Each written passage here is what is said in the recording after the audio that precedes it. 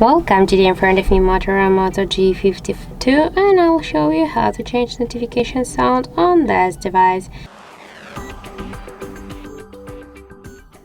So first you should go into the settings application and then tap on the sounds and vibration. Then here scroll a little bit down and you'll see the default notification sound. Now just switch your currently notification sound to another one.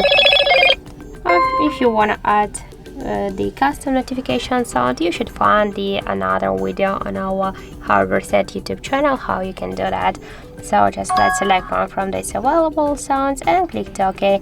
Now we can see here that the default notification sounds has changed successfully. So that's it. Thank you for watching, and if you find this video helpful, don't forget to leave a like, comment and to subscribe our channel.